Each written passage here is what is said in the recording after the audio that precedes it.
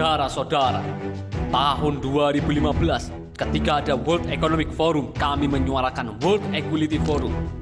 Kenapa? Karena saat itu kekayaan 85 orang terkaya di dunia sama dengan kekayaan separuh populasi dunia. Bagaimana dengan Indonesia? Tidak jauh berbeda. Bayangkan tahun 2008 kekayaan 40 orang terkaya di Indonesia sama dengan kekayaan 30 juta penduduk Indonesia. Tahun 2009 kekayaan 40 orang terkaya di Indonesia sama dengan kekayaan 42 juta penduduk Indonesia.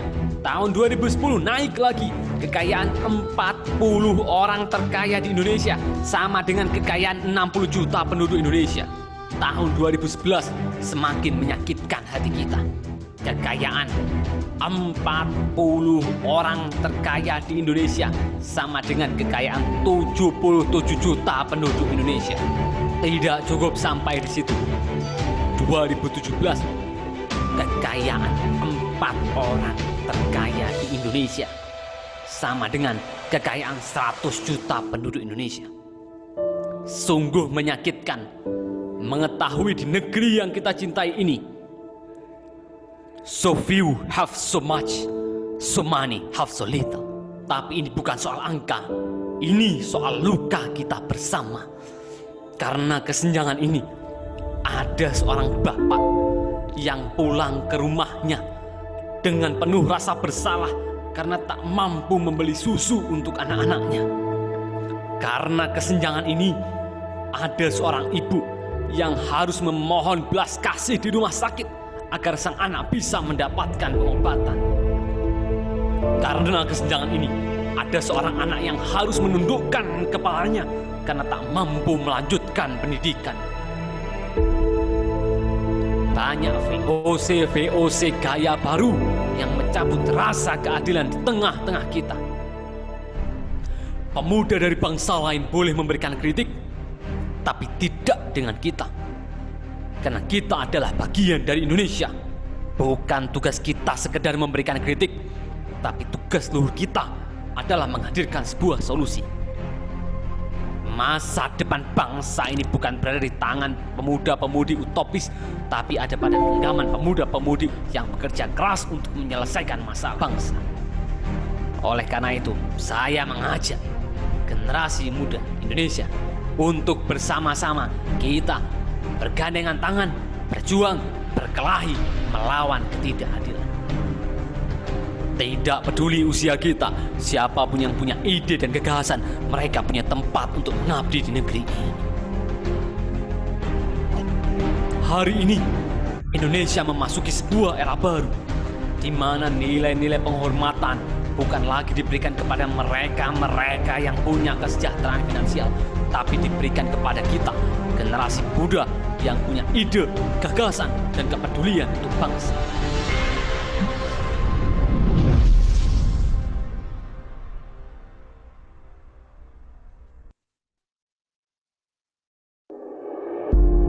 Kawan, izinkan saya berbagi pengalaman ini. Dulu saya pernah bermimpi menjadi seorang inspirator.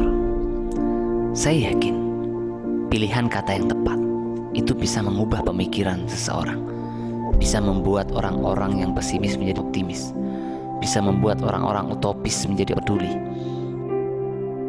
Saya yakin pilihan kata yang tepat bisa mengubah kehidupan seseorang. Saya ingin menjadi inspirator. Saya datang ke ruangan guru saya, namanya Dr. Arif Alamsyah Nasution.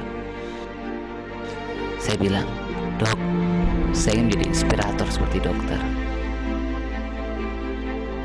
Lalu beliau ajak saya berkeliling, saya pelajari cara beliau bicara, berjalan, menatap. Sampai saya terbawa mimpi, saya bangun jam 1 malam. Saya bermimpi bicara di panggung besar di kampus saya. Lalu apa yang terjadi 4 tahun kemudian? Предприниматель Камаль Альбин Саид, Индонезия. Финалист шоу «Народный артист» и «Голос» Александр Panayota. Satu organisasi dunia mengundang saya berbicara di hadapan 25.000 peserta dari 150 negara. Dan alhamdulillah hari ini saya sudah berbagi lebih dari 20 negara. apa hikmah yang saya bagikan? Kawan, karya besar dan mengagumkan itu lahir tatkala passionmu dikerjakan dengan kesabaran yang panjang. Jangan korbankan passionmu karena recehan rupiah. If you follow your passion, money, people, impact will follow you.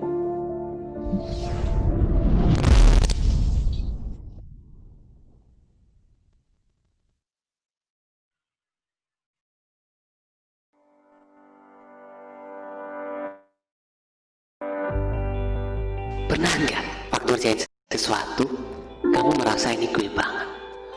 Adrenalin kamu di puncak rasanya. Kamu nggak sabar mengerjakannya, terus memikirkannya. Itulah passion. Ia tampak dari cara kamu bicara, berjalan, menatap. Anything that gets your mind flying and your soul burn is your passion. Untuk menemukan passion, kamu butuh keberanian, kejujuran, dan kepedulian pada dirimu. Tanyakan pada diri, apa yang sebenarnya kamu inginkan? Ini hidupmu, bukan hidup orang lain. Tak usah peduli apa yang orang lain pikirkan. Saya yakin karya besar dan mengagumkan itu lahir tatkala passionmu dikerjakan dengan kesabaran yang panjang. Jangan korbankan passionmu karena recehan rupiah. If you follow your passion, money, people, impact will follow you. Ikuti passionmu, maka finansial hanya masalah waktu. Bagi saya, passion itu rahmat yang Allah berikan secara khusus kepadamu, hingga kau bisa melompat jauh lebih tinggi. Jangan sia-siakan karunia itu, hingga kau memilih hidup biasa, tanpa karya yang memesona. Apakah hari ini kamu sudah bekerja dengan passionmu? It's not too late to change your life.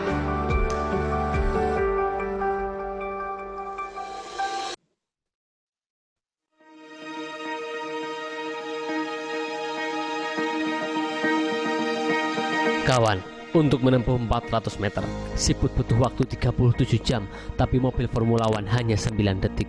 Kita mungkin punya cita-cita, tapi pertanyaannya, seberapa cepat kita mencapainya?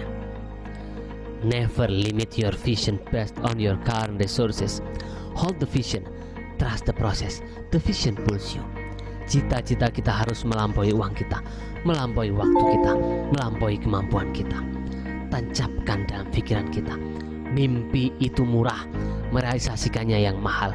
Bukankah nasihat pendahulu-pendahulu kita, ada harga yang harus dibayar dari sebuah mimpi besar? Kalau kamu tidak mengejar mimpimu, orang lain akan membayarmu untuk mengejar mimpi mereka.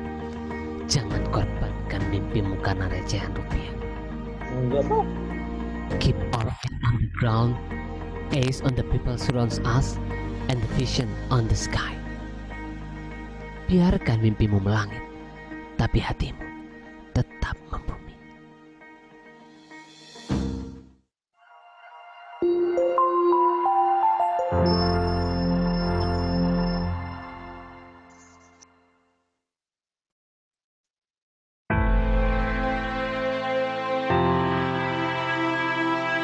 Kawan, perasaan apa yang muncul tatkala kita melihat pengemis di pinggir jalan? Ketika ada korban kecelakaan di dekat kita, ingin menolong, memberi, dan berbagi, bukan? Tapi renungkanlah, berapa kali kita melewatkan kesempatan berbuat kebaikan kepada saudara-saudara kita? Berapa kali kita melewatkan pengemis yang mengetuk pintu rumah kita? Berapa kali mobil kita tetap melaju tatkala ada kecelakaan di dekat kita? Terkadang kita memang sedih, tapi pasti ada yang lebih sedih.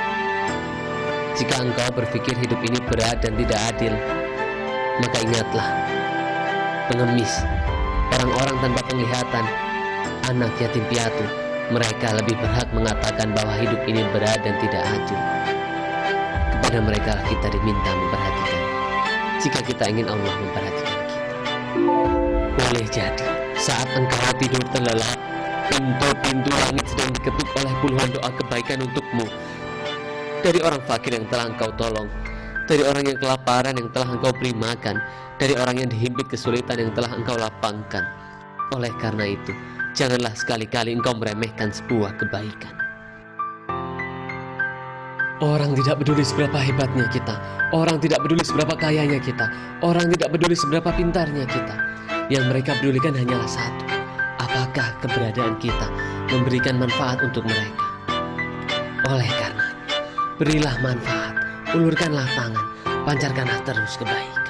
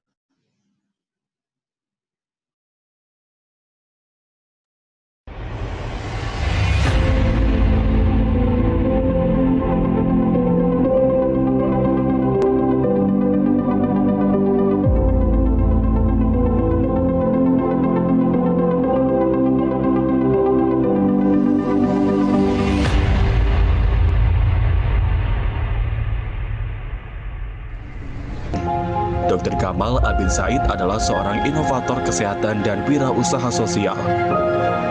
Di masa kuliahnya, Dr. Gamal Albin Said telah meraih 12 penghargaan ilmiah dari berbagai universitas ternama di Indonesia.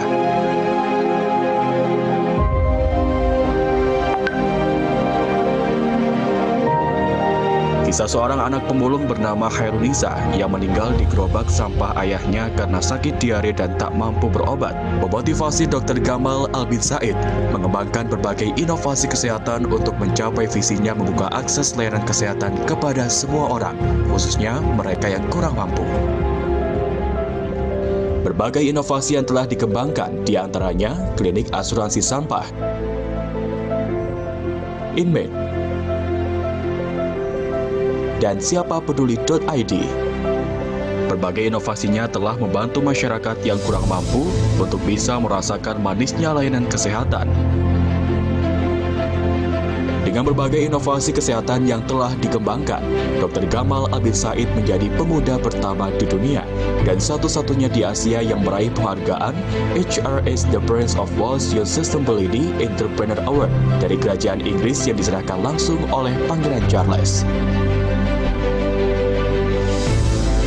Tak hanya itu, lebih dari 50 penghargaan dan 12 diantaranya adalah penghargaan internasional dari Inggris, Jepang, Jerman, Korea Selatan, India, Thailand, Kamboja, Peru, dan Amerika Serikat. Selain itu, Dr. Gamal Albin Said juga masuk dalam satu di antara 50 inovator sosial paling berpengaruh di dunia. Berbagai tokoh-tokoh dunia juga ikut mengapresiasi karya Dr. Gamal Albin Said, termasuk di antaranya Presiden Rusia Vladimir Putin. Selain mengembangkan inovasi kesehatan, Dr. Gamal Albin Said juga aktif menjadi inspirator dan telah menjadi pembicara di 17 negara.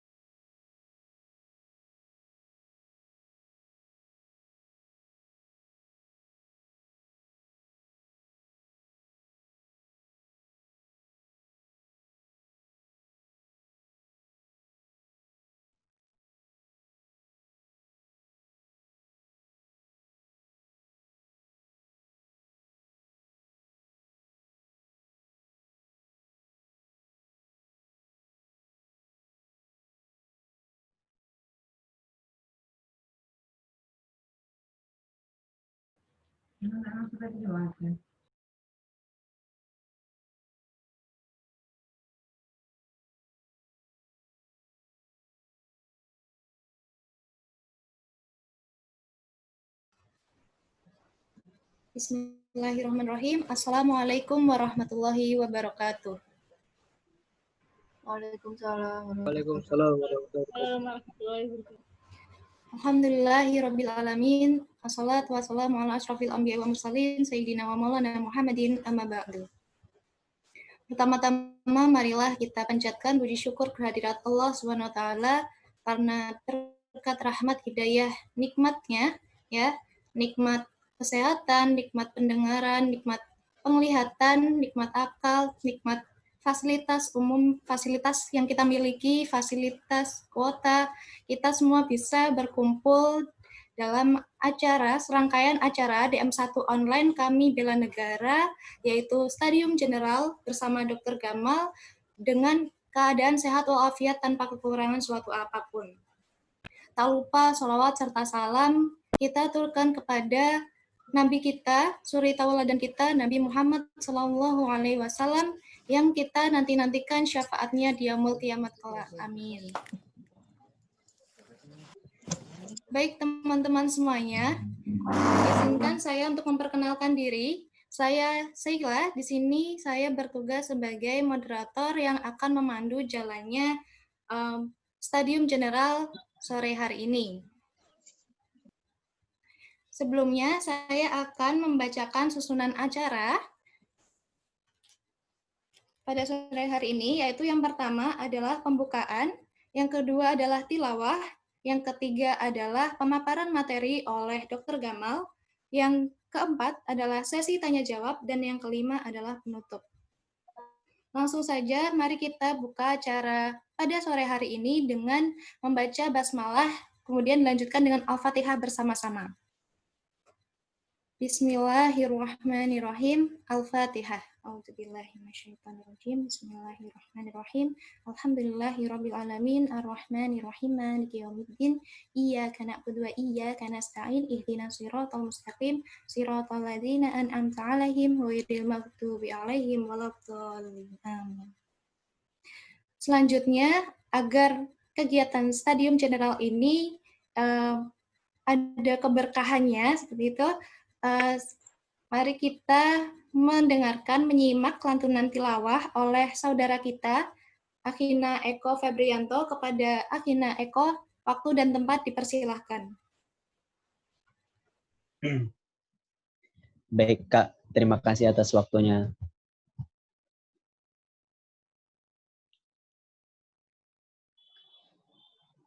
أعوذ بالله من الشيطان الرجيم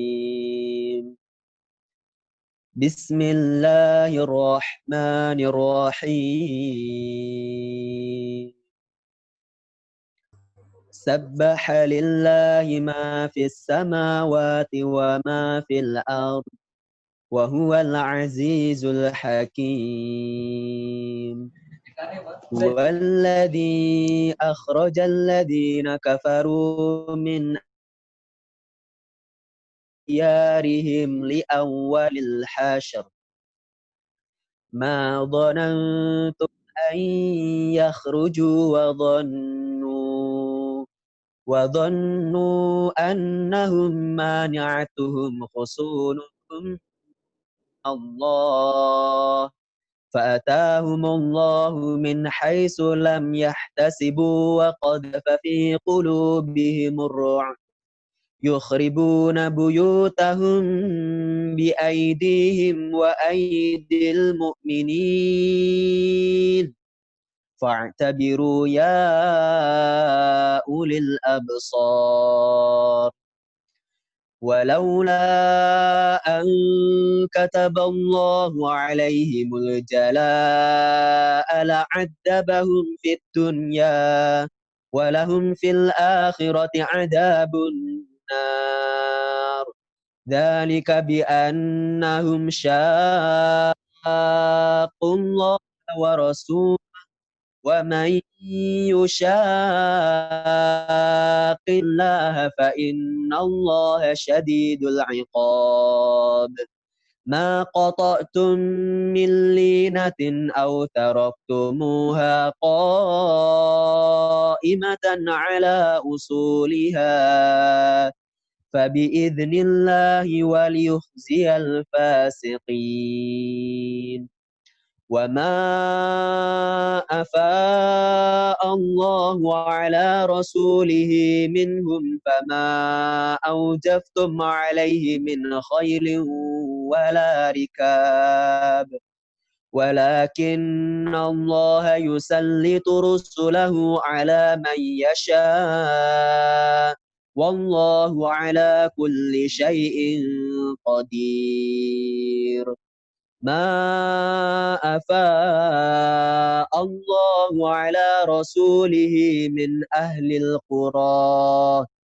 فلله وللرسول ولذي القربى واليتامى والمساكين وابن السبيل كي لا يكون دولة بين الأغنياء منكم وما آتاكم الرسول فخذوه وما نهاكم عنه فانتهوا واتقوا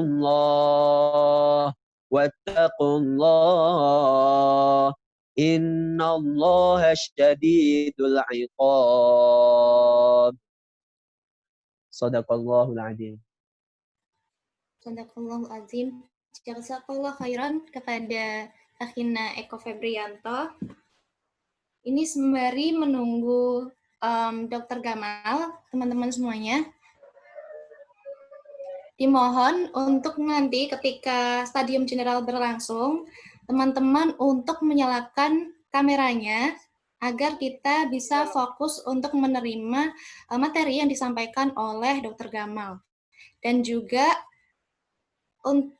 dimohon teman-teman untuk menerapkan adabnya dalam menuntut ilmu dengan mute mikrofonnya selama Dr. Gamal menyampaikan materi, dan apabila teman-teman nanti ada pertanyaan, nanti bisa langsung saja ditulis di kolom chat seperti itu. Nanti akan dipilih 2 atau 3 pertanyaan yang akan ditanyakan kepada Dr. Gamal. Seperti itu ya teman-teman.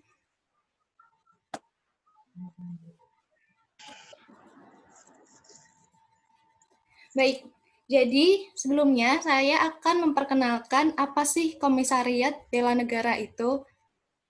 Komisariat Bela Negara adalah komisariat yang di dalamnya terdapat anggota kami dari kampus Universitas Pembangunan Nasional Veteran Jawa Timur dan juga Ma'had Umar bin Khattab dari Surabaya. Seperti itu, teman-teman. Kalau boleh tahu, di sini teman-teman semuanya boleh absen dari komisariat mana saja. Mungkin kita bisa saling kenalan ya, sembari menunggu Dr. Gamal. Dari Bogor. Ya, sini yang paling jauh dari mana kalau boleh tahu nih? Dari Lampung, ada Sumatera, Jaksel, Jogja, Tanjung Pinang, Kepri, oke, Malang, ya, dan seluruh teman-teman kader kami se-Indonesia. Di sini kita bisa saling bersilaturahmi ya, alhamdulillah.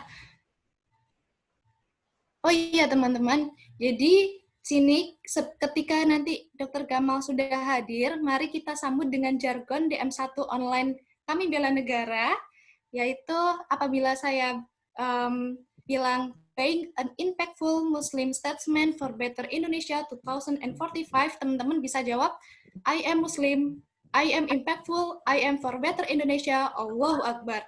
Itu ya teman-teman. Oke, siap-siap. Panitia, apakah Dr. Gamal sudah hadir? Ulang-ulang Kak, tadi apa kata-katanya?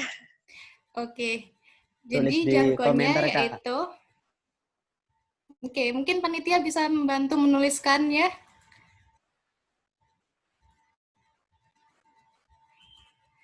Ya, jadi ketika saya bilang being an impactful Muslim statesman for better Indonesia 2045, teman-teman bisa jawab I am Muslim.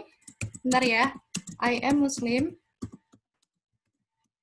I am impactful. I am for better Indonesia. Allahu Akbar.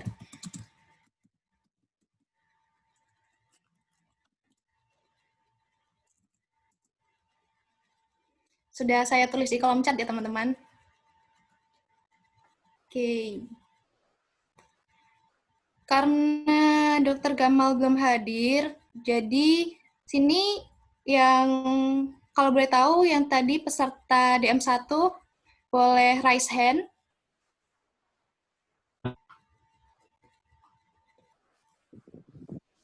Iya, iya, iya. Ada yang raise hand, oke. Lagi-lagi siapa aja? Oke. Nah. Hadir. Siap. Siap. Nah, berhubung ini merupakan salah satu rangkaian dari acara DM1 online kami Bela Negara, saya mau tahu dong testimoni dari teman-teman yang tadi, yang selama 3 hari ini, selama 3 hari kemarin itu telah mengikuti serangkaian acara DM1 online. Mungkin dari teman ada yang sukarela mau menyampaikan testimoninya, menyampaikan kesan-pesannya, seperti itu. Atau ditunjuk nih. Ikhwan, akhwat, silakan teman-teman. Ayo. Nggak ada ya? Nggak ada yang mau sukarela. Baik. Sepertinya saya tunjuk nih. Oke. Siapa ya? Bentar. Kayaknya ini.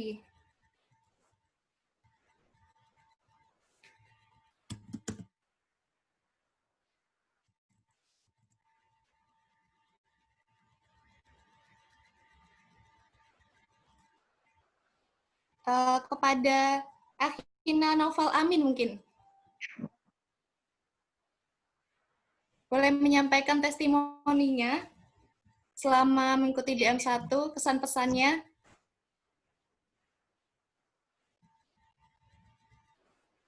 Halo, apakah suara saya terdengar? Terdengar, Kak. Oke. Pada Saudara Arafal Amin, apakah bisa menyampaikan testimoninya? Maaf Kak, lagi di keramaian. Baik. Mungkin siapa ya, Ikhwan? Akhwatnya dulu aja deh. Akhwatnya Rahma Aziza. Boleh menyampaikan testimoninya?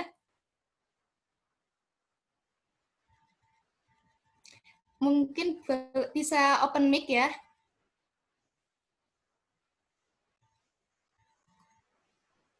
Halo, tes Kak. Terdengar suara Latifah? Iya, terdengar. Oke, baik. Perkenalkan, nama saya Rahma Aziza Latifah Kolbi, mahasiswi Angkatan 19, Ekonomi Syariah dari IAI Tazkiyah. Mengenai DM1 ini, merupakan suatu kebahagiaan dan juga rasa syukur yang sangat amat dalam, tentunya bisa turut berpartisipasi dalam DM1 ini yang awalnya benar-benar sama sekali nggak tahu apa-apa, tapi melalui DM1 ini bisa belajar lebih dalam. Kita berbicara tentang Islam tentunya, tentang mahasiswa Islam yang sangat berperan dalam kemajuan Indonesia pastinya, dengan pembahasan-pembahasan yang sebenarnya simple, tapi deep talk. Kayak nusuk gitu ke dalam hati gitu ya.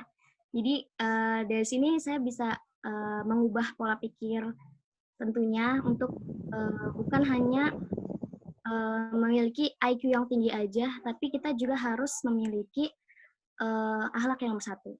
Jadi di dalam DM1 ini kita juga belajar untuk itu. Ya contoh kecilnya seperti misalnya open kamera saat pembicara lagi berbicara, terus kemudian kita mute dulu.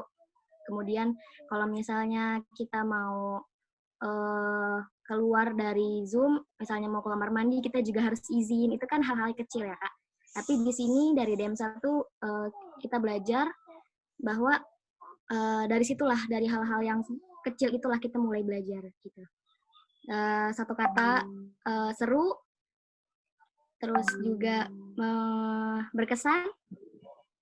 Pokoknya menyenangkan sekali lah Kak, gitu. Terima kasih. Wah, jasakillah khairan atas testimoninya. Nanti apa ya, bikin teman-teman panitia jadi semangat nih. Oke, kemudian yang dari Ikhwan. Siapa ya yang dari Ikhwan? Bentar, saya cek partisipannya dulu. Nanya apa itu?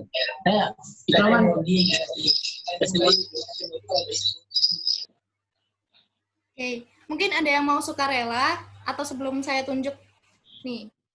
Gifari. Belum ada ya? Baik, saya tunjuk kepada akhir Muhammad Raffi. Mungkin bisa menyampaikan kesan-pesannya, testimoninya.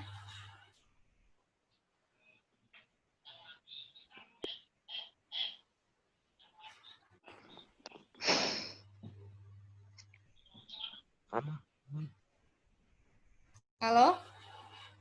Oke, belum ada jawaban. Baik, kalau begitu Akhina Syarif dari Unair.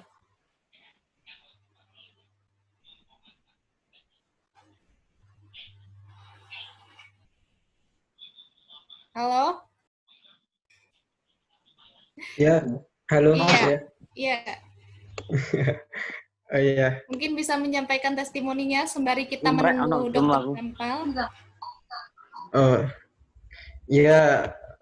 Alhamdulillah setelah mengikuti DM1 ini, alhamdulillah wawasan keislaman saya, kemudian relasi saya bertambah. Di DM1 ini kita dikenalkan bagaimana seorang muslim yang ideal itu, kemudian bagaimana kita menjadi mahasiswa yang dapat memberikan kontribusi bagi kebangkitan peradaban Islam yang kritis akan persoalan bangsa yang sedang melanda dan bagaimana cara untuk mengatasi permasalahan tersebut. Selain itu, walaupun online ya, DM-nya online, alhamdulillah nilai-nilainya masih dapat terjaga seperti nilai ukhuwah. Terus, ini mantap lah DM online ini. Saya kaget dapat telepon jam berapa ya? Jam 3 itu dibangunin oleh mentor untuk tahajud. Walaupun online ya tetap terjaga lah. Walaupun tidak sebaik offline, tapi ya feel-nya masih dapat, alhamdulillah. 3 kata ding untuk DM 1 bela negara ini, yaitu istimewa dan luar biasa. Terima kasih. Insyaallah, jazakallah khair kepada Akina Sarif telah memberikan testimoninya. Karena ini sepertinya Dr. Gamal masih persiapan ya teman-teman. Mungkin saya akan membacakan sedikit pencapaian-pencapaian atau memperkenalkan sedikit tentang Dr. Gamal ya. Bentar, saya buka dulu CV-nya.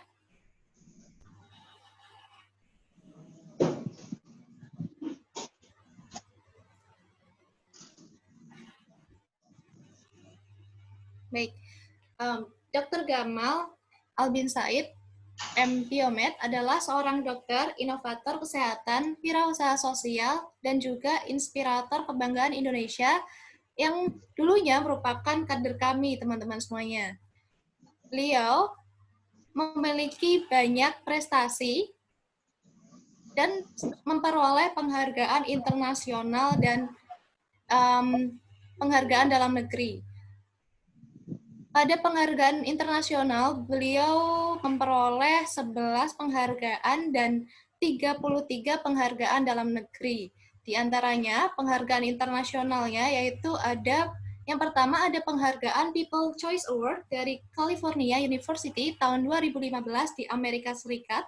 Kemudian yang kedua ada Takeda Young Entrepreneur Award tahun 2016 di Jepang. Yang ketiga ada 50 Most Impactful Social Innovator in the World tahun 2016 di India. Yang keempat, penghargaan Global Social Venture Challenge South East Asia tahun 2015 di Kamboja. Yang kelima, peraih penghargaan The HRH Prince of Wales Young Sustainability Entrepreneur dari Kerajaan Inggris tahun 2014 di Inggris. Yang keenam, Youth for Asia dari Asia Development Bank tahun 2015 di Korea Selatan. Yang ketujuh, Japanese Award for Most Innovative Development Project tahun 2016 di Peru. Yang ke-8, CEO Creating a Healthier World tahun 2016 di Jerman. Yang ke-9, NextGen tahun 2019 di IFA di Amerika Serikat. Yang ke-10, Most Innovative Program Social Impact Award IFC tahun 2017 di Thailand, dan yang ke-11 13 Under 30 The Green Generation tahun 2019 dari The American Conservation Coalition di Amerika Serikat. Dan beliau juga meraih 33 penghargaan di dalam negeri yang sepertinya kalau saya sebutkan semua bakalan lama sekali ya. Jadi saya akan membacakan beberapa penghargaan dalam negeri beliau. Di antaranya ada penghargaan People of the Year tahun 2014. Yang kedua, penghargaan AID Indonesian Social Award, Innovator Award tahun 2013 dari Australian Agency for International Development.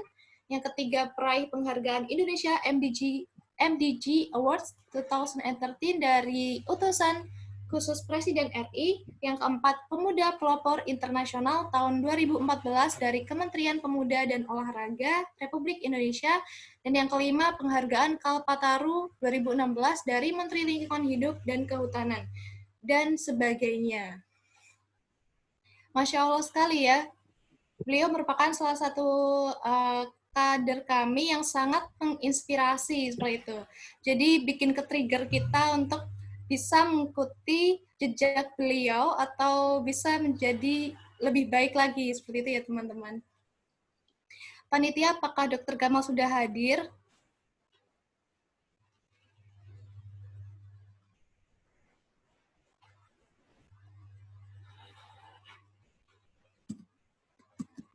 Belum hadir ya?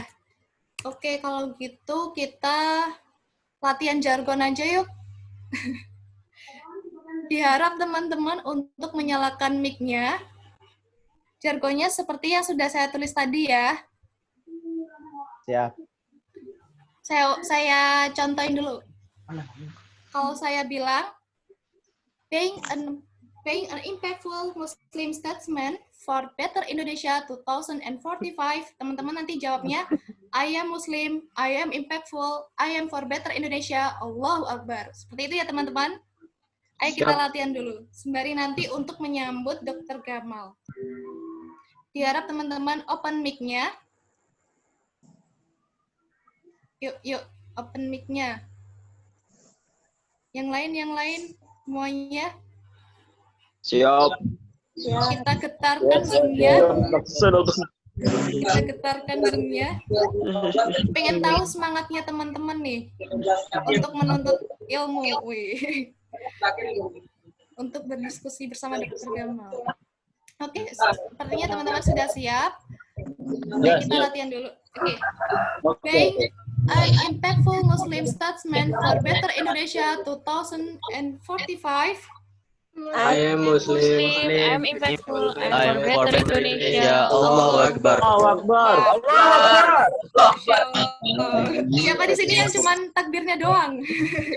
Takdirnya doang. Takbirnya doang. Oke. Oh, pas. Nanti kita bikin yang lebih semangat, oke?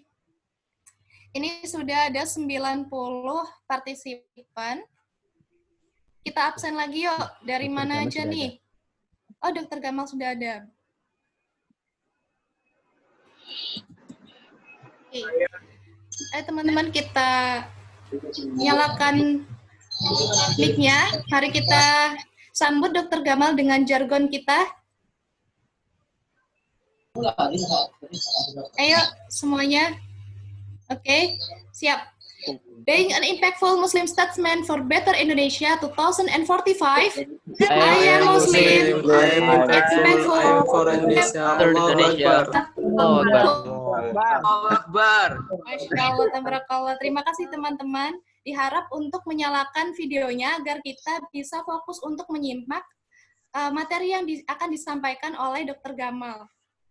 Dan juga diharapkan teman-teman untuk mute mikrofonnya selama Dr. Gamal menyampaikan materi. Dan apabila teman-teman nanti ada pertanyaan, silahkan ditulis di kolom chat. Nanti dari moderator akan memilih 2 atau 3 pertanyaan yang akan ditanyakan kepada Dr. Gamal. Seperti itu. Baik, saya akan menyapa dulu. Assalamualaikum Dr. Gamal. Waalaikumsalam. Alhamdulillahirrahmanirrahim. Ya, baik Dr. Gamal. Jadi kita sudah sangat semangat sekali untuk mendengarkan materi dari Dr. Gamal seperti itu. Apakah Dr. Gamal sudah siap untuk menyampaikan materinya? Dengan senang hati saya sudah siap. Alhamdulillah. Baik, Dokter. Waktu dan tempat saya persilahkan. Oke, bismillahirrahmanirrahim. Saya awali dengan sebuah salam yang menyatukan kita dalam ikatan persaudaraan dan sungguh merugilah yang tidak menjawabnya. Assalamualaikum warahmatullahi wabarakatuh. Waalaikumsalam warahmatullahi wabarakatuh. Waalaikumsalam warahmatullahi wabarakatuh. Syukur ya kita sampaikan kepada Allah yang telah memberikan kita kesempatan merasakan manisnya mengenal Tuhan ya. Karena tidak sulit bagi Allah untuk menjadikan kita bagian dari orang-orang yang tidak mengenalinya, tapi dengan karunia-Nya Allah memberikan kita kesempatan menjadi bagian dari orang-orang yang mempercayainya. Dan tidak lupa kita doakan kedua orang tua kita, baik ayah kita, ibu kita yang masih hidup ataupun yang sudah meninggal, semoga Allah mudahkan urusannya dan Allah jadikan kita anak-anak yang soleh yang bisa membawa kebaikan bagi kedua orang tua kita. Dan terima kasih nih buat adik-adik semua yang sudah rendah hati meluangkan waktunya di sore hari ini untuk bisa berdiskusi bersama ya. Hari ini saya diminta berbagi dalam konteks produktivitas pemuda sebagai solusi permasalahan bangsa. Lalu ada 5 poin ya. Pertama, arti pemuda dan produktivitas. Lalu kedua, bagaimana menyikapi problematika masyarakat. Yang ketiga, tentang mengambil langkah tepat untuk mengatasinya, pengalaman saya pribadi. Dan yang kelima, gimana teman-teman bisa memulai kebermanfaatan. Oke, kita akan mulai dari masalahnya dulu. Setelah itu nanti pengalaman kami, gimana teman-teman bisa mulai berinovasi. Jadi di Indonesia kita punya banyak masalah kawan-kawan. Mulai ketidakadilan sosial. Contoh tahun 2015 ketika ada World Economic Forum, kami di Thailand launching World Equality Forum atau Forum Keadilan Dunia. Kenapa? Karena kesenjangan itu luar biasa saat itu. Kekayaan 85. Orang terkaya di dunia sama dengan kekayaan separuh populasi dunia. Bagaimana dengan Indonesia? Nggak jauh berbeda. Tahun 2008 sampai 2011 ya, ini data dari Prakarsa itu kita mengalami peningkatan ya, kesenjangan. Saat 2008 kekayaan 40 miliar orang sama dengan kekayaan 30 juta penduduk Indonesia. Sampai 2011 kekayaan 40 orang terkaya di Indonesia sama dengan kekayaan 77 juta penduduk Indonesia.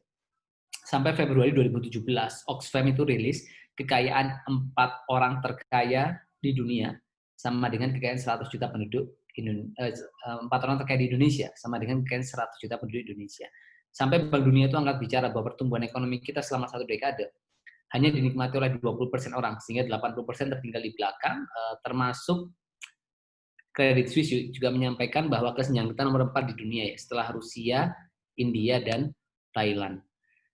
Dan di sisi lain kemiskinan terakhir sebelum pandemi saja sudah 9,41% masyarakat miskin dengan garis kemiskinan Rp425.250. Jadi kalau kita punya tetangga yang penghasilan 500.000 itu sudah tidak masuk dalam kategori miskin. Lalu masalah kesehatan. Mulai dari akses minum air yang aman, kita peringkat 2 paling buruk di ASEAN, improve sanitation kita paling buruk di ASEAN, penyakit tidak menular yang meningkat dari waktu ke waktu, sampai stunting. Bayangkan 1 dari 3 anak Indonesia mengalami stunting. Akibatnya apa? EQ turun 11 poin, potensi pendapatan turun 22%, menurunkan PDB negara sampai 2-3% ya. Menurunkan sampai 300, mengalami kerugian 300 triliun ya. Bahkan kita juga punya masalah mulai dari defisit BPJS Kesehatan, lalu PDB kesehatan kita yang hanya 2,8%, dan indeks kelaparan global kita berada pada level serius, kawan-kawan. Selain itu, kalau kita bicara masalah pendidikan, PISA, the Program for International Student Assessment, yang mengevaluasi pendidikan lebih dari 500.000 siswa di lebih dari 77 negara ya. Kita peringkat 71 dari 77 negara di bidang reading, science, matematik. Belum lagi masa mengalami penurunan dibandingkan tahun 2015. Lalu banyak infrastruktur pendidikan, ruang kelas yang mengalami kerusakan, lebih dari 1,2 juta. Dan masalah ini, jadi kalau diibaratkan siswa kita itu abad 21, gurunya abad 20, ruang kelasnya abad 19. Nah, kesejahteraan guru-guru kita juga dalam masalah yang besar ya. Jadi kalau dibandingkan sama negara lain, bahkan negara lain bisa sampai 20-30 kali lipat lebih besar. Dan data menunjukkan ada korelasi sebetulnya, yang menunjukkan semakin tinggi kesejahteraan berdampak pada kualitas pendidikan yang lebih baik ya. Dan kalau ada mungkin teman-teman pernah dengar atau sering dengar bahwa pendidikan tidak berkorelasi dengan pendapatan, kekayaan atau kesuksesan ya. Ini data menunjukkan ya. Jadi kalau dilihat mulai di bawah high school sampai tingkat master, ternyata terjadi kenaikan yang linear ya. Dari sisi pendapatan, termasuk dari sisi unemployment juga mengalami penurunan secara signifikan dan mengalami konsistensi ya. Semakin tinggi gelar, semakin sedikit angka pengangguran, dan semakin besar tingkat pendapatan. Kecuali di level yang paling tinggi ya. Nah, itu masalah kita. Tapi it's okay. Jadi saya mau sampaikan begini. Basis berpikir kita itu. Seporsinya biasanya. Anak muda dari bangsa lain itu boleh memberikan kritik. Tapi tidak dengan kita. Karena kita bagian dari Indonesia. Jadi bukan tugas kita sekedar memberikan kritik, tapi tugas dulu kita sejatinya adalah menghadirkan sebuah solusi. Saya mau masuk ke prinsip mindset itu terlebih dahulu. Jadi teman-teman perlu membangun harmoni antara keseimbangan kritik dengan creative thinking.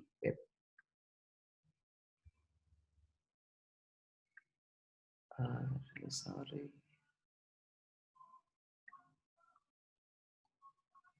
Nah, ini dia. Jadi kita jangan hanya kritis, tapi juga harus solutif. Kita tidak boleh menjadi generasi provokatif, tapi harus jadi generasi solutif. Oleh karena itu, dan kita nggak boleh jadi orang utopis ya, yang memberikan kritik tanpa solusi. Kenapa critical thinking ini penting dengan creativity? Sehingga kita bukan hanya judge idea, tapi juga generate solution. Karena problem solving itu adalah irisan antara critical thinking dengan kreatif. Satu, kita harus mengembangkan kemampuan kita secara pribadi untuk punya creative thinking yang seimbang dengan critical thinking kita. Sehingga kita bukan hanya mengkritik, tapi juga mampu memiliki kerangka berpikir yang solid dalam menghasilkan ide soal solusi, termasuk mengeksekusinya dengan tangan dan kaki kita. Nah, yang nggak kalah penting, kita juga punya keseimbangan ini karena apa, teman-teman? Kalau teman-teman lihat dalam rekomendasi World Economic Forum, Top 10 Skill in 2020, itu complex problem solving, critical thinking, creativity itu menjadi 3 yang utama. Baru bicara people management dan collaboration. Dan ini harus menjadi budaya dan transformasi kita ke depan begitu. Saya juga pernah menjadi bagian dari teman-teman aktivis kampus yang juga turun ke jalan berdemo ya, melakukan kajian sebelum aksi dan lain sebagainya. Tetapi yang saya ingin sampaikan, di hari-hari mendatang, generasi yang dinanti-nanti itu adalah generasi yang dia bukan hanya punya ide, tapi memiliki eksekusi yang mantap terhadap ide-ide yang dia pikirkan. Jadi narasinya itu harus konkret, mulai dari kritis, lalu kita mempelajari secara mendalam, jadi punya awareness terhadap problem yang ada. Tapi tidak berhenti sampai di sana, dan tidak berhenti sampai menyuarakan kritik itu.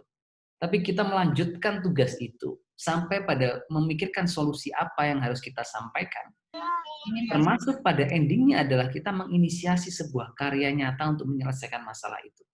Let's say masalah korupsi. Sehingga kita tidak terjebak hanya mengkritik soal korupsi. Tapi kita harus juga berpikir apa solusi yang harus dilakukan pemerintah. Termasuk apa yang bisa kita lakukan sekecil apapun itu. Ini mungkin basis berpikir yang ingin saya sampaikan ke teman-teman. Nah, berikutnya yang nggak kalah penting adalah 3 kekuatan kita ya. Walaupun kita punya banyak masalah, saya lihat kita punya 3 tren ke depan yang itu bisa menjadi kekuatan jika bisa teman-teman gunakan secara optimal. 1, penetrasi teknologi. Sekarang perkembangan teknologi luar biasa. Terakhir sudah 175,4 juta orang pakai akses internet. Kita spending 7 jam 59 menit buat akses internet setiap hari. Dan itu power kita sekarang. Jadi kita bisa menggunakan teknologi melakukan namanya leapfrog, strategi lompatan. Saya mau sampaikan bahwa jadilah anak muda yang membangun bangsa dengan dompetnya sendiri dan gunakan teknologi untuk berkelahi melawan ketidakadilan. Kedua, peluang yang kita miliki untuk, kalau saya mengutip istilah Pak Harto, melakukan percepatan yang akseleratif adalah bonus demografi. Jadi apa bonus demografi itu? Percepatan pertumbuhan ekonomi ya, atau potensi pertumbuhan ekonomi yang dihasilkan dari pergeseran struktur populasi. Jadi ketika kita working age population yang usianya 15 sampai 64 tahun, jumlahnya lebih besar dibandingkan non-working age population atau orang yang di bawah atau sama dengan 14 dan di atas 65 tahun.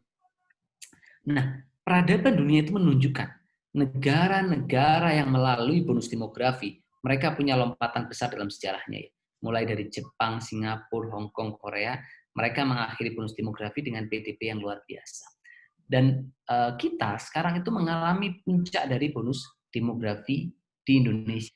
Bagaimana? Jadi sekitar 46,9% ya. Artinya apa? 100 orang produktif menanggung 46,9 orang yang tidak produktif.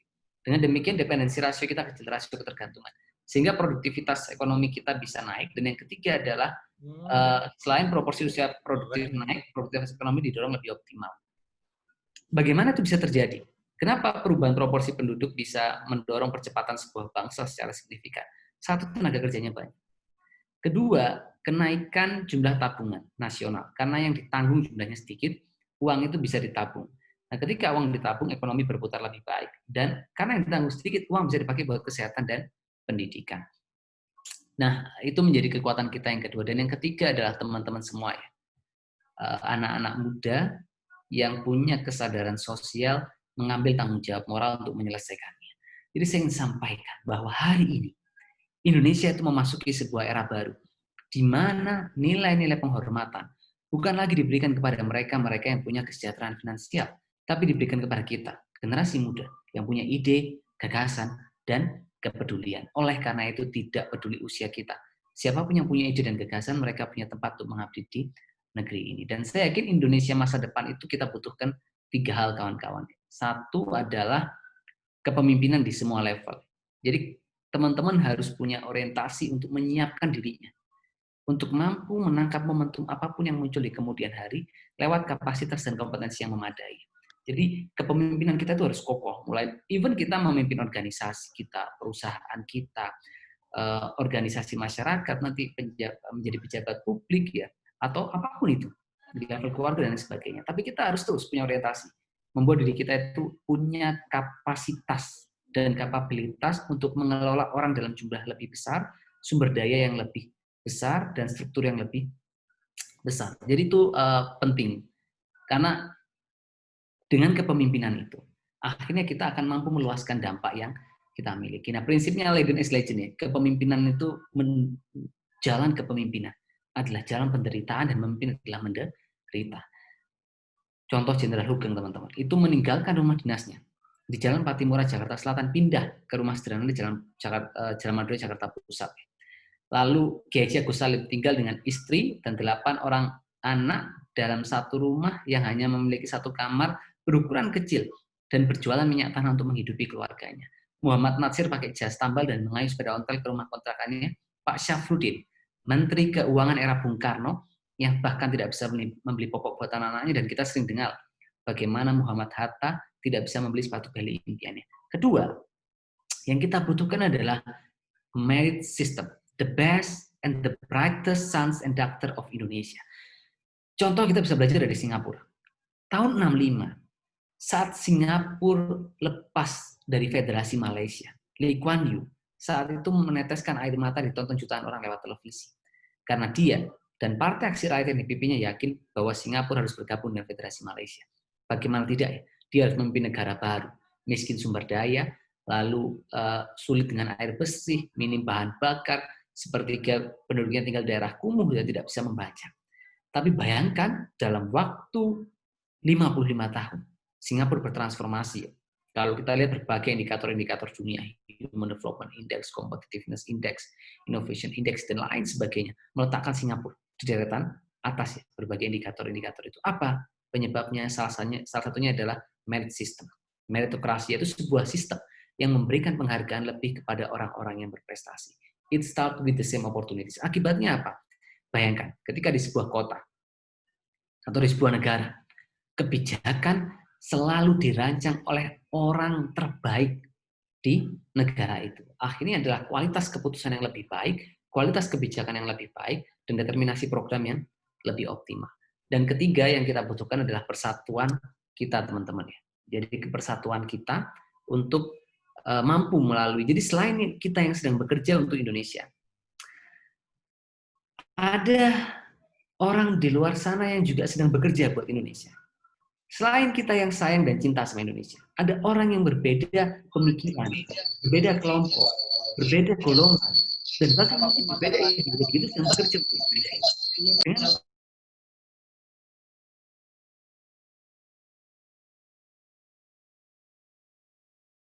Kita akan punya kedewasaan berpikir untuk bisa mengelola sumber kekayaan kita, yaitu keberagaman yang kita miliki.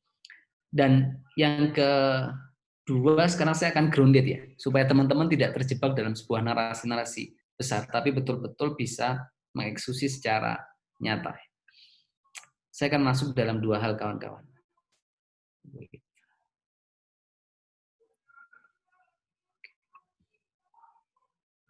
Jadi kita sudah bicara permasalahan bangsa dan kita sudah bicara di mana posisi kita ya sebagai generasi muda. Nah, sekarang hal pertama yang perlu teman-teman lakukan selanjutnya adalah menemukan potensi diri terbaik. Ada 2 teori yang teman-teman bisa pakai. Pertama, Ikigai. Ini teori yang paling populer di Jepang, salah satunya selain Kaizen. Jadi ini cara kita menemukan potensi diri terbaik. Kalau teman-teman baca banyak tentang purpose of life, tujuan hidup, akan banyak sampai pada referensi ini, yaitu mengerjakan sesuatu yang what you love, what you are good at, what the world needs, what you can be paid for. Jadi teman-teman nanti kerjakan apapun itu. Mau bangun organisasi, inisiatif sosial, social movement, entrepreneur, sociopreneur, ya, program dakwah kemasyarakatan, dan lain sebagainya. Itu harus melihat 4 hal ini menurut saya, yaitu mengerjakan sesuatu yang kita sukai, kuasai, dibutuhkan dunia, dan menghasilkan dalam konteks meluaskan dampak, memberikan kesempatan kita untuk memastikan keberlanjutannya. Kenapa ini penting? Kalau teman-teman ngerjain sesuatu yang disukai, kuasai, tapi nggak berdampak atau nggak dibutuhkan oleh dunia, kita akan merasa useless. Kalau mengerjakan sesuatu yang kita kuasai, dibutuhkan dunia, tapi kita nggak sukai, kita nggak menikmati proses. Kalaupun kita sukai, dibutuhkan dunia, tapi kita nggak kuasai, kita nggak akan bisa mencapai pencapaian yang mengagumkan. Dan kalaupun dia kita sukai, kuasai, dibutuhkan dunia, tapi kita nggak menghasilkan sesuatu, kita nggak akan bisa memastikan sustainability atau keberlanjutan dari inisiatif yang kita mulai, baik sustainability dalam konteks organisasi ataupun dalam konteks finansial, termasuk sustainability dalam konteks eksternal, yaitu dalam konteks bagaimana kita menjaga keseimbangan dalam kehidupan ini.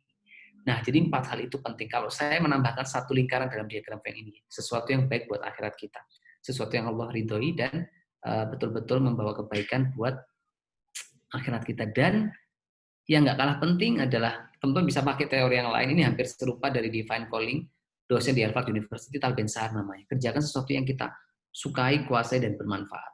Jadi when our interest, ketika kesukaan kita intersect with mastery, bertemu dengan ketangguhan kita, and then get bundled up with sincerity, you will see that God empower you.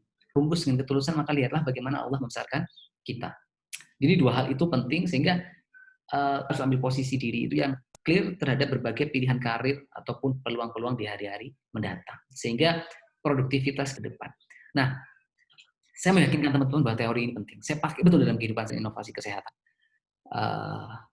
Ya, jadi saya buktikan contoh inspirasi. Saya suka inspirasi. Bagi saya, selain tempat bisa mengubah kehidupan seseorang. Orang-orang pesimis jadi optimis, egois jadi peduli gitu. Tapi bagi saya, inspirasi itu orang nggak pernah ketemu melakukan kebaikan yang sama atau bahkan lebih. Jadi tugas value di perusahaan kami atau yayasan kami itu adalah inovatif impact inspiration, membuat inovasi. Untuk tugas kita bukan hanya sekedar mengerjakan, tapi untuk membuat orang lain melakukan kebaikan yang sama atau bahkan lebih dari yang kita lakukan. Nah, saya jadi inspirator kawan-kawan. Mimpi bicara di panggung besar di kampus saya waktu itu. Dan apa yang terjadi 5 tahun kemudian?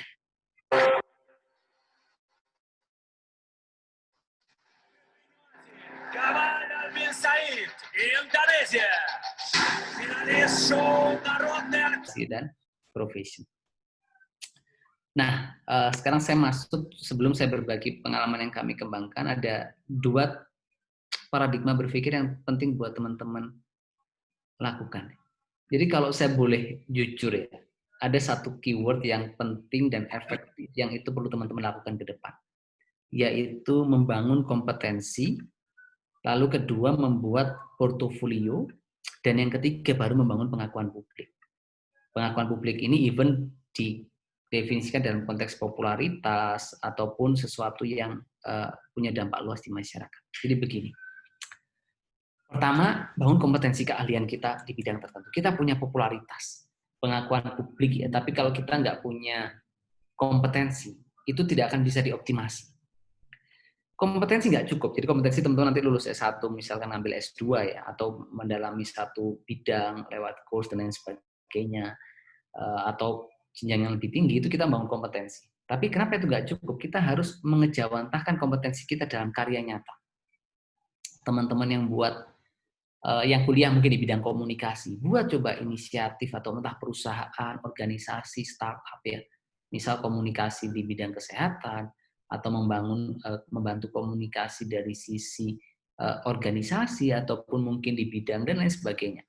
Jadi itu contoh. Atau ketika teman-teman di bidang perikanan ya bisa membangun teknologi tepat guna di sana, bisa membangun inisiatif sosial ataupun membangun bisnis perikanan dan lain sebagainya. Jadi poin kedua adalah portofolio, yaitu bagaimana kita mentransformasi pikiran pengetahuan kita menjadi karya yang nyata, yang tampak physically, dan orang bisa rasakan dampaknya. Jadi itu penting, karena saat ini itu portofolio kartu nama terbaik. Kalau kita bisa buat portofolio, kita berarti membuktikan bahwa kita punya kompetensi. Makanya ada dua istilah, ada tiga sebetulnya. Tapi teman-teman mungkin bisa lihat dua konteks ini. Ada namanya eminent. Contains the idea of respected. Kalau kita punya keahlian khusus, kita menjadi orang yang eminent. Ada namanya prominent. Prominent itu the idea well known ya. Jadi idenya dia itu populer. Kayak Bill Gates itu prominent. Jadi ada orang yang punya kepakaran tapi nggak diakui luas oleh publik. Ada yang dia punya portofolio dan diakui publik tapi mungkin tidak punya kompetensi ya. Tapi commonly yang membuat portofolio, berjalannya waktu dia memiliki kompetensi mendalam di sana. Gitu. Tapi yang kita butuhkan sekarang keseimbangan.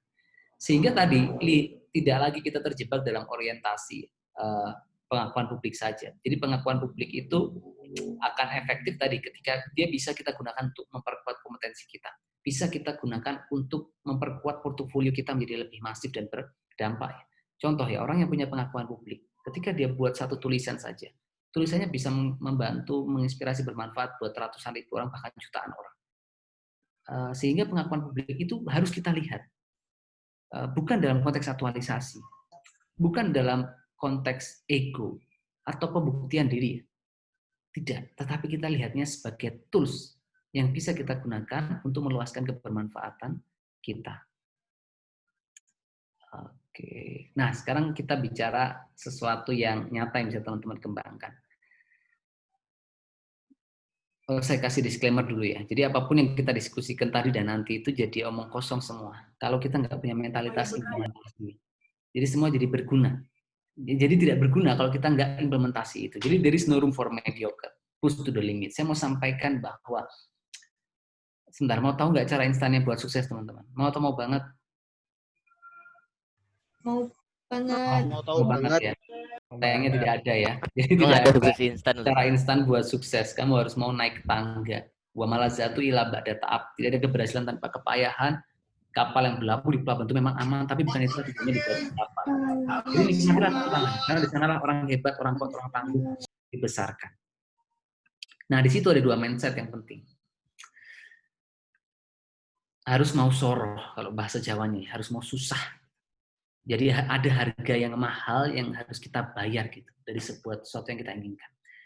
Jadi pengusaha pun demikian nanti. Kalian mengerjakan sesuatu yang orang lain tidak mau lakukan untuk mendapatkan sesuatu yang orang lain tidak mampu dapatkan. Pasti sudah sering dengar soal comfort zone. Tapi jangan lupa untuk keluar dari comfort zone kita harus melewati fear zone, learning zone, growth zone. Jadi supaya kita tidak terjebak dalam kenyamanan. Jadi stay fully, stay hungry. Tugas kita itu bukan melampaui orang lain, tapi melampaui diri sendiri. Melampaui hari kemarin dengan hari ini. Sehingga kita harus menjadi lebih baik setiap matahari terbit kembali. Dalam konteks produktivitas, itu saya ingin sampaikan begini. Jadi, your future is depend on your daily routine.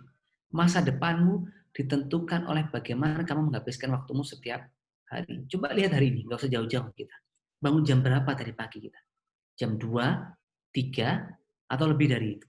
Lalu, apa yang kita habiskan mulai pagi sampai sekarang? Apakah kita push diri kita untuk memberikan performa terbaik? Gitu. Jadi, sama, peradaban itu adalah akumulasi karya generasi. Dan keberhasilan kita itu adalah akumulasi dari karya-karya yang kita kerjakan dari tiap hari dengan konsistensi yang luar biasa dan kedisiplinan yang besar. Dan yang kedua, nah ini penting banget.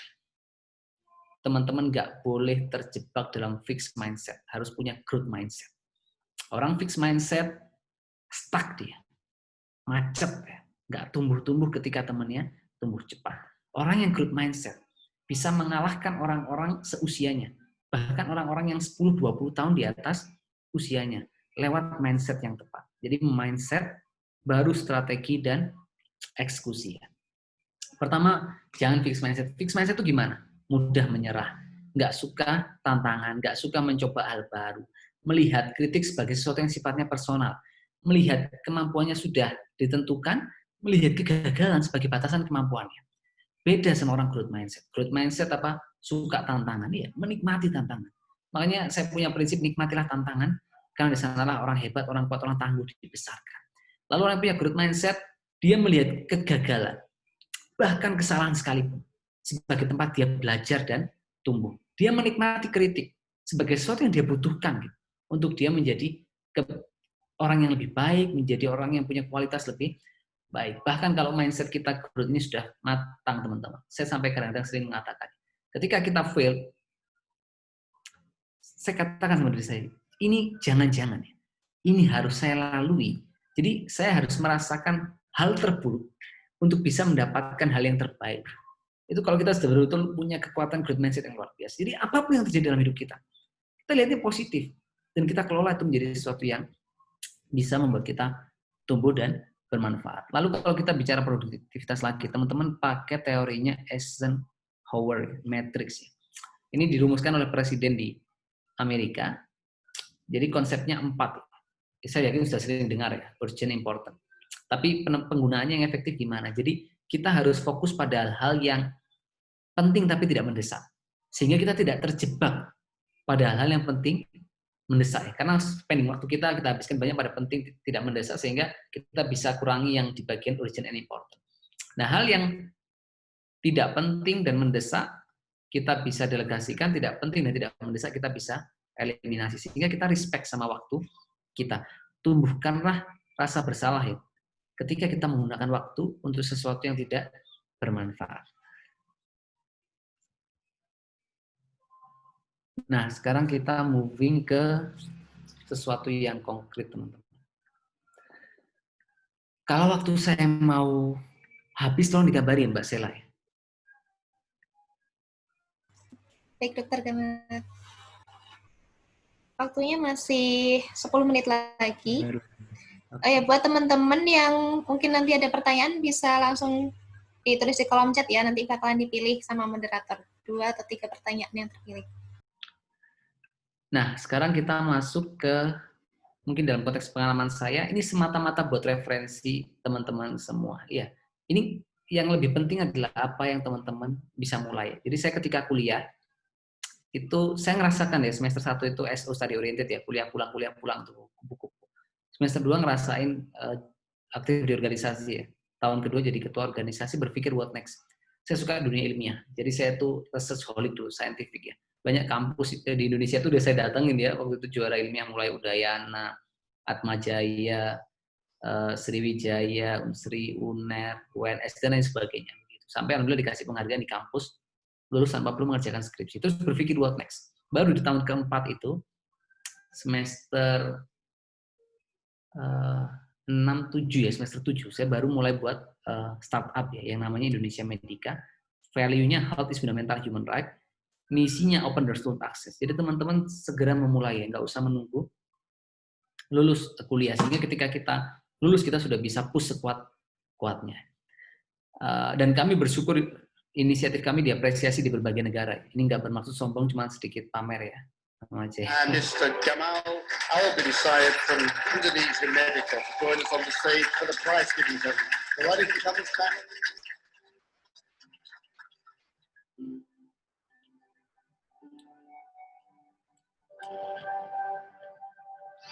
The winner is Babbage Communicate Insurance. congratulations. Gamal, please come on stage.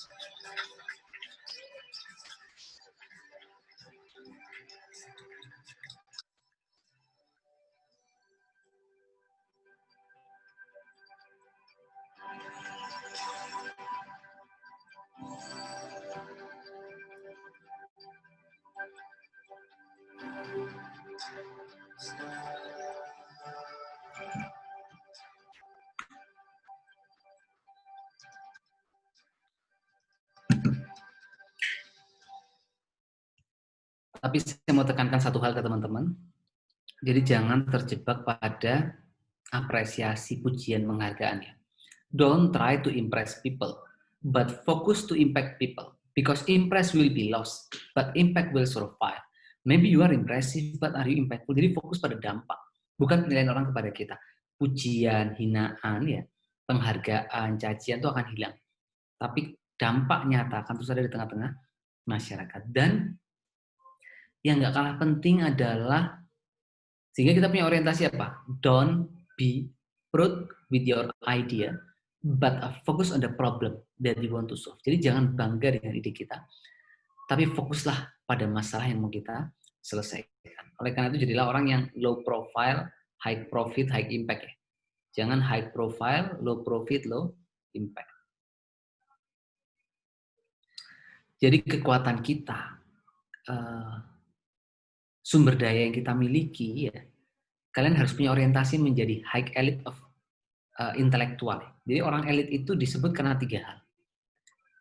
Ketika otaknya berisi ilmu, ketika tangannya berisi kekuasaan, atau ketika kantornya berisi harta. Sehingga dia punya pengaruh, influence yang kuat lewat salah satu pilihan ya, ataupun 2, ataupun ketiga yang dibangun. Nah, kami bersyukur kawan-kawan. Inisiatif kami diapresiasi tokoh-tokoh dunia, termasuk disupport ya, mulai dari kerajaan Inggris, dari Pangeran Charles, John Kerry, Sekretaris Negara Amerika Serikat, sampai Komjen Amerika yang langsung datang ke kantor kami, termasuk Presiden Rusia ya, Vladimir Putin. Jadi satu hikmah yang masih bagikan ke teman-teman, kantor saya di Kota Malang, jauh dari hiruk-pikuk media dan ibu kota ketika itu. Tapi Tuhan tunjukkan kuasanya. Apa hikmahnya? Yang kita lakukan mungkin kecil dan sederhana, tapi dengan keikhlasan, kerja keras, dan gotong royong, Allah itu berwenang sepenuhnya membesarkan kebaikan kita. Dan 2 hal yang penting teman-teman perlu pegang ya dalam konteks membuat inisiatif, jangan khawatir dengan kritiknya orang tadi.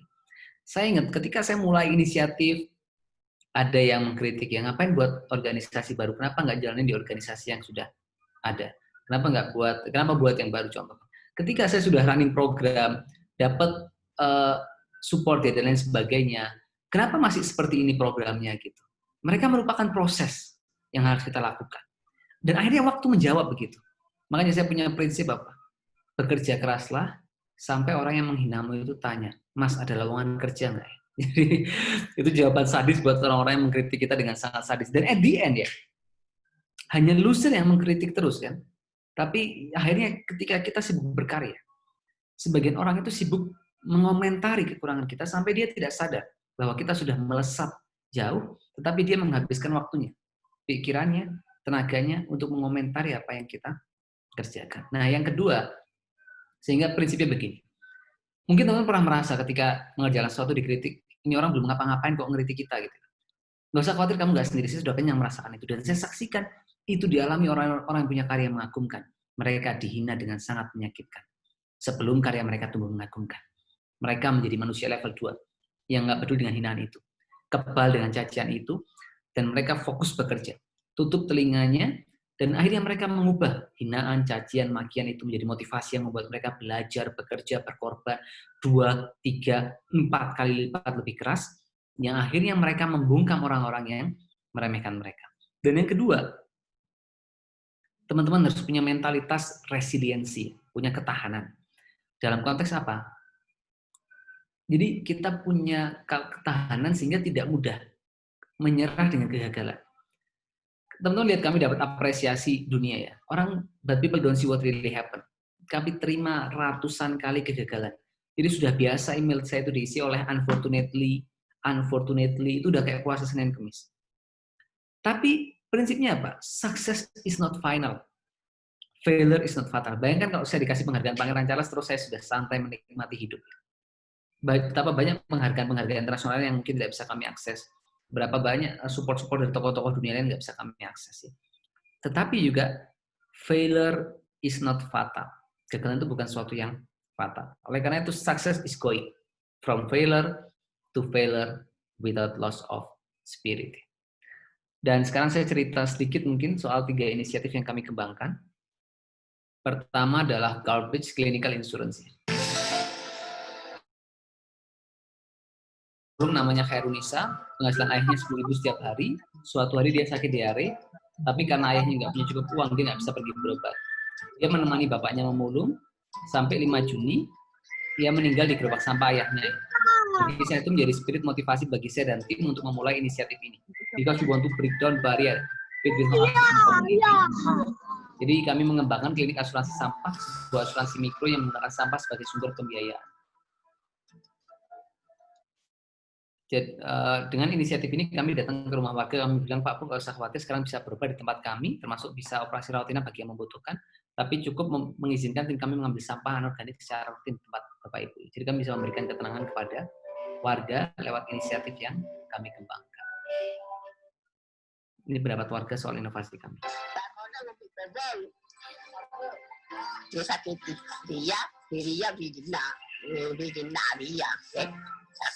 Makan cumi, sekarang di Tebong pada anuan deh ya. Apa nyaman? Nyaman sampahnya mana kau dia? Nyaman lihat deh sampah lihat nyaman. I know I can sell my trash here, so I collect it. Before I used to throw everything in the street.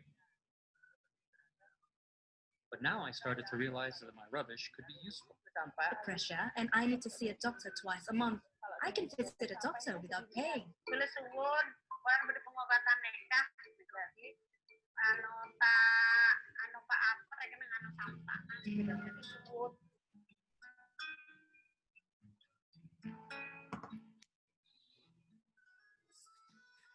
Lalu inisiatif kami kedua namanya siapapeduli.id ya. Jadi ketika saya magang di rumah sakit, kami mengembangkan crowdfunding platform, teman-teman bisa kunjungi websitenya atau media sosialnya.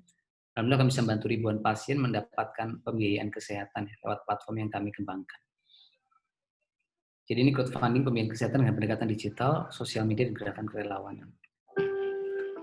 Kawanku semuanya, orang itu nggak peduli seberapa hebat kayak pintarnya kita, tapi yang mereka berikan apakah kehadiran kita memberikan manfaat untuk mereka. Oleh karena itu, ulurkanlah tangan, pancarkanlah terus kebaikan. Dan salah seorang ulama itu pernah menuliskan dalam kitabnya, boleh jadi saat engkau tidur terlelap, pintu-pintu langit sedang diketuk oleh bulan doa kebaikan untukmu dari orang fakir yang tertolong, dari orang kelaparan yang kau beri makan, dari orang yang dihadapi kesulitan yang telah kau lapangkan. Oleh karena itu, janganlah sekali-kali kau meremehkan sebuah kebaikan. Dan ada satu filosofi yang menarik itu bisa kita pegang. Jika seseorang terpanggil menjadi tukang sapu, maka dia seharusnya menyapu seperti Michelangelo melukis, Beethoven memainkan komposisi musiknya, dan Shakespeare menuliskan puisinya. Menyapulah dengan begitu baik sehingga seluruh penghuni surga dan bumi akan berhenti sejenak. Sambil berkata, di sini telah hidup seorang penyapu jalan yang menjalankan tugasnya dengan begitu baik. Dan yang ketiga, kami mengembangkan platform digital yang namanya InMed untuk mendigitalisasi berbagai layanan kesehatan, termasuk menghadirkan tenaga kesehatan di rumah pasien-pasien yang kurang mampu.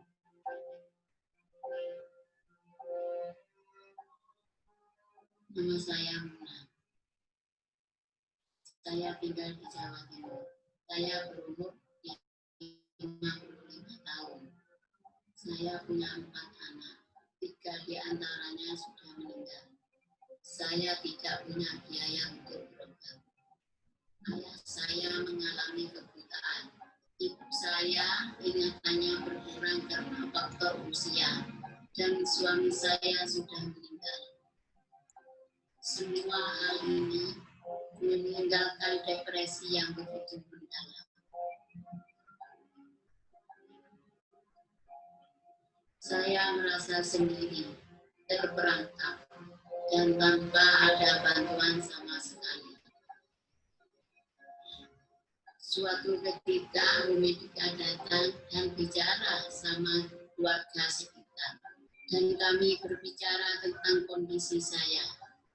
Medika membantu orang-orang kurang mampu dengan pengobatan gratis.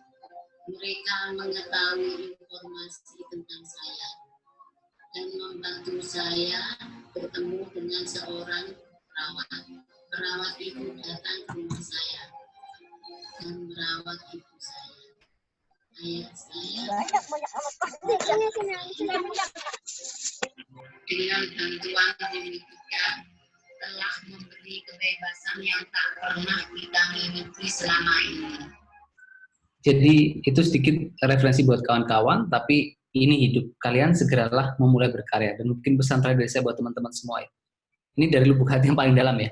Saya tuh betul-betul anggap kalian seperti adik teman-teman. Saya berharap kalian bisa betul-betul buat karya nyata di masyarakat. Sekarang itu kita rindu anak-anak muda yang betul-betul punya karya, punya prestasi, dan menjaga nilai Islam dan menampilkan keindahan Islam lewat kontribusi yang diberikan. Oleh karena itu kalian anak muda ibarat matahari pukul 12 siang. Paling terang, paling panas, paling membara. Jadi jangan biarkan masa muda ini berlalu begitu saja tanpa karya yang mempesona. Oleh karena itu, work hard in silence and let your impact and success be your noise. Bekerjalah dalam sunyi dan biarkan dampak dan kesuksesan menjadi bisingmu. Terima kasih. Wassalamualaikum warahmatullahi wabarakatuh. Waalaikumsalam warahmatullahi wabarakatuh. Jazakallah, paparan materi dari Dr. Gamal, Masya Allah sangat menginspirasi sekali ya teman-teman. Sini siapa yang merasa bersemangat setelah ini ingin berkarya gitu untuk memberikan dampak ke masyarakat di Indonesia. Baik, karena ini waktunya singkat, jadi kita langsung saja ke sesi tanya jawab. Sini ada beberapa pertanyaan yang masuk. Saya akan membacakan 2 atau 3 jika waktunya mulai.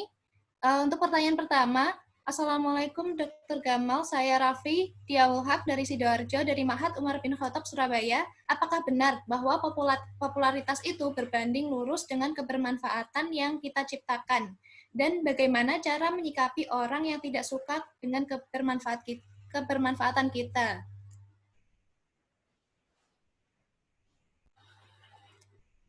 Oke, good point. Saya langsung jawab ya. Mungkin pertama, jadi begini. Satu, saya selalu tekankan, kita harus, kalau contoh ya, konsepnya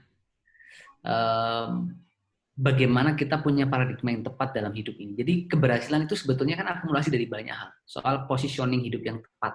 Kita memilih posisi karir, tugas, aktivitas yang tepat. Terus ada di situ nanti juga ada soal bagaimana kita tadi punya media channel salah satunya dan sebagainya. Itu one part.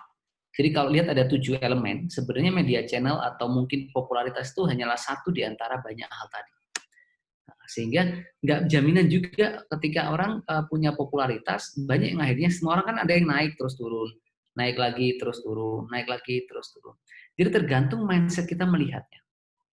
Ada yang dia punya popularitas tapi dia hanya sibuk untuk mempertahankan eksistensinya. Atau dia sibuk fear of missing out ya. Dia sibuk menunjukkan kesibukannya, aktivitasnya, yang sebetulnya kalau dilihat tidak ada meaning yang kuat yang dia bisa hasilkan dari itu. Tetapi kalau kita punya mindset yang tepat, kita melihat media channel popularitas itu sebagai cara kita meluaskan dampak, itu bisa. Itu terjadi pada kami ya. Jadi bagaimana ketika kita melihat semua platform kami lebih dikenal, otomatis dampaknya lebih luas. Otomatis ketika itu sumber daya datang lebih besar. Dan otomatis akhirnya kita punya tim yang lebih kuat, lebih besar, dan kita akhirnya output akhirnya didampak tadi. Itu pertama. Jadi lihatlah ini soal mindset yang kita miliki. Lalu kedua, jadi jangan jadi manusia rendahan, level rendahan. Manusia level rendahan itu adalah senang dipuji, susah ketika dihina. Kita harus jadi manusia level tinggi ya. Jadi yang nggak peduli dengan hinaan cacian tadi, tapi betul-betul melihat ini antara kita, cita-cita kita dengan Allah. Sehingga kita betul-betul mantap dalam eksekusi kita tenang menyikapi sebuah situasi, dan kita punya satu value yang mendalam. Nah, jangan sampai tapi terjebak, ini poin bagus adalah, jadi contoh ya, kita itu manusia akan diuji di titik terlemahnya. Ada yang diuji dengan harta, ada yang diuji dengan tahta, ada yang mungkin dengan pria atau wanita. Nah, setiap orang itu punya kelemahan dan akan diuji di titik terlemah yang dia miliki. Nah, Ibnu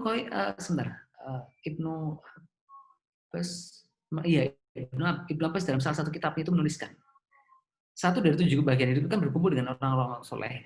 Selain azwajatu soleh, tujuannya tadi supaya kita itu menjaga diri kita dalam iklim yang positif. Nah, saya hubungkan dalam konteks popularitas lagi. Kenapa itu penting? Karena salah seorang ulama itu menuliskan dalam kitabnya bahwa cinta kedudukan dan popularitas itu nafsu yang paling lama bersemayam di hati manusia. Jadi ketika orang tidak bisa melihat kedudukannya dan popularitasnya itu dengan tepat, akhirnya menjadi sebuah kerusakan karena itu menjadi nafsu yang bersemayam lama dalam hatinya. Nah, oleh karena itu, semakin banyak ilmu kita, semakin banyak pengetahuan kita, kita akan mampu mengelola popularitas tadi itu bukan dalam konteks motivasi rendahan atau nafsu yang menjebak kita, tapi kita mampu mengoptimalisasinya dalam eksekusi kita dengan lebih kuat, masif, dan mengakar di masyarakat. Semoga bisa menjawab Mbak Sela. Dan satu mungkin poin terakhir, saya punya satu value teman-teman ya, yang saya internalisasi dalam diri, keluarga, dan orang yang saya pimpin. Jadi orang sering tanya, Gamal, kamu kok bisa diapresiasi oleh berbagai tokoh dunia? Saya nggak pernah rencanakan itu. Bahkan kalau teman-teman tahu, ini inovasi saya itu adalah PKM di kampus yang gagal nggak sampai ke PIMNAS. Jadi sometimes we lose a battle to win a big war. Gitu. Iya, tapi tiba-tiba siapa yang menyangka waktu itu mungkin orang bisa memilih untuk berhenti kan ketika dia gagal. Tapi siapa yang menyangka akhirnya berbagai tokoh dunia mengapresiasi dan mensupport inovasi yang kami kembangkan dalam sisi global network dan lain sebagainya. Nah, apa value-nya? Kalau kita sempurnakan niat, maka Allah akan sempurnakan pertolongannya. Sehingga kalau akhirat yang kita tuju, maka dunia akan datang dalam keadaan tunduk. Oleh karena itu, tetaplah menjadi berjalan dalam jalan-jalan kebaikan. Karena jalan kebaikan adalah jalan Allah, sehingga dia yang berjalan dalam jalan kebaikan. Sesungguhnya sedang berjalan bersama Allah. Terima kasih, Mbak Sela. Baik, terima kasih Dr. Gamal atas ini jawabannya.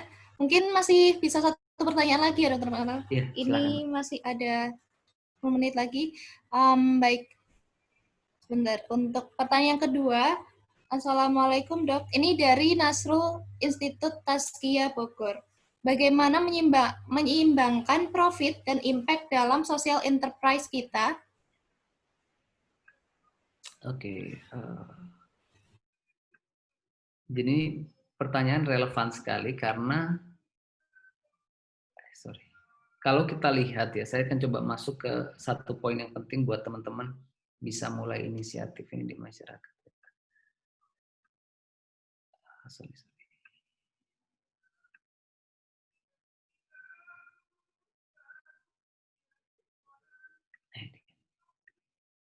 Jadi kenapa ini pertanyaan pas? Karena memang problem sosiopreneur itu salah satunya adalah financial versus sosial ya, dilema antara profit dan sosial. Termasuk pembiayaan, funding, dan konsisten pada misi. Saya coba masuk ke sini. Jadi teman-teman jangan, contoh ya, mungkin kalau mau mulai inisiatif, kalau survei memang bilang masalah utama adalah sumber finansial ya, 23%. Tapi sekarang itu bukan alasan teman-teman. Sekarang banyak pendanaan. Terus kalau teman-teman tanya, Dok gimana nih saya punya ide tapi saya nggak ada modal.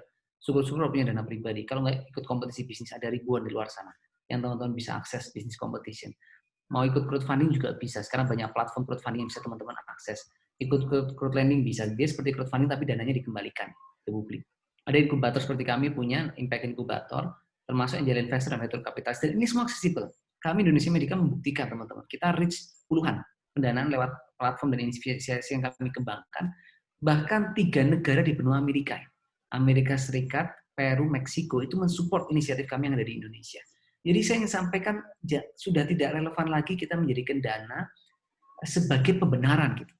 Untuk kita tidak memulai inisiatif. Ada ribuan, belasan ribu dan mungkin puluhan ribu inisiatif di luar sana yang dibangun oleh sumber daya yang awalnya dia tidak miliki. Lalu kedua, masalah dilema finansial dan sosial. Kenapa ini penting? Karena kalau kita lihat definisi ya, social entrepreneur, itu salah satunya memang menyebutkan adalah soal orientasi ya. Jadi menurut saya solusinya itu di mindset kita atau paradigma kita soal ini kesadaran sosial bisa dibandingkan kepentingan pribadi. Jadi bagi saya salah satu kriteria dari sociopreneur, satu di antara 6 itu adalah social awareness lebih besar dibandingkan personal interest. Sehingga dia akan terus mengutamakan kepentingan publik di atas kepentingan pribadinya. Sehingga dia punya jiwa altruism atau altruistic leader, yaitu mengutamakan kepentingan orang di atas kepentingan pribadi. Nah, akhirnya dia akan punya mindset begini, kebijaksanaan itu akan diraih ketika dia melepaskan kepentingan pribadi dalam pengambilan keputusan. Sehingga pengambilan keputusan kita lebih mudah dalam dilema antara finansial dan sosial. Karena kita tahu bahwa kita harus mengutamakan kepentingan orang banyak di atas kepentingan pribadi. Lalu ketiga, nah ini yang paling penting adalah konsistensi ya, sustainability. Kalau kita kembali ke masalah sociopreneur selain pembiayaan, kedua adalah dilema sosial finansial, dan yang ketiga itu adalah soal konsisten pada misi. Jadi jangan saat kita memulai inisiatif, dapat penghargaan, dapat media exposure, terus kita nggak menjalankan inisiatif kita lagi begitu. Jadi harus punya, teman-teman bisa cek ya. Sampai sekarang platform kami ya, Siapa Peduli itu setiap minggu kami masih bantu pasien ya, dari waktu ke waktu ya, dengan berbagai tantangan keterbatasan, naik turunnya, berbagai problem yang dihadapi. Tapi bagi kami sustainability itu ada value yang fundamental yang harus kami jaga. Oleh karena itu, pesan terakhir dari saya buat teman-teman semua. Tidak ada kebaikan yang sempurna tanpa kesabaran. Masya Allah, terima kasih Dr. Gamal atas jawaban dari pertanyaannya. Baik, karena ini waktunya hampir mau jam 5, jadi mohon maaf buat teman-teman yang pertanyaannya belum dijawab. Mungkin kita sebelum mengakhiri Stadium Jenderal pada hari ini, kita bisa foto bersama, seperti itu ya Dr. Gamal. Baik teman-teman semuanya, untuk mempersiapkan diri dengan menyalakan kameranya, nanti dari panitia akan memfoto atau mengabadikan momen ini sebagai pengingat kita, seperti itu, bahwa kita pernah dimotivasi oleh Dr. Gamal. Dan ketika kita mungkin nantinya tidak semangat seperti itu, nanti kita mengingat lagi materi-materi yang telah disampaikan dan kita bisa kembali semangat untuk menebarkan kebermanfaatan seperti itu. Ayo, apakah semuanya sudah siap? Mungkin dari panitia bisa menghitung. Yang saya foto ya, saya hitung dari 3, 2, 1. Ini pertama, 1, 2. 1,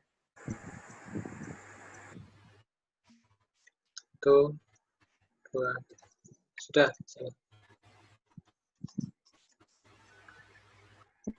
Baik, terima kasih Dr. Gamal atas pemaparan materinya. Saya selaku moderator, mohon maaf apabila ada kesalahan dalam penyampaian atau dalam perkataan seperti itu ya. Kemudian kepada teman-teman semuanya, terima kasih telah hadir dan berpartisipasi untuk meramaikan serangkaian acara DM1 online Kami Bela Negara, yaitu Stadium Jenderal bersama Dr. Gamal. Semoga materi pada hari ini bisa bermanfaat dan bisa menyemangati kita untuk memberikan manfaat gitu, seperti itu, untuk berkarya. Baik, mari kita akhiri dengan Stadium Jenderal ini dengan membaca hamdalah bersama-sama. Alhamdulillahirabbil alamin. Istighfar 3 kali. Astagfirullahaladzim, astagfirullahaladzim, astagfirullahaladzim, dan doa kafaratul majalis. Subhanakallahumma wa bihamdika asyhadu an la ilaha illa anta astaghfiruka wa atubu ilaik. Terima kasih teman-teman yang sudah hadir. Wassalamualaikum warahmatullahi wabarakatuh. Tetap jaga kesehatan ya semuanya. Tetap taati protokol kesehatan ya. Terima kasih dok. Jazakallah khair. Jazakumullah khair. Panitia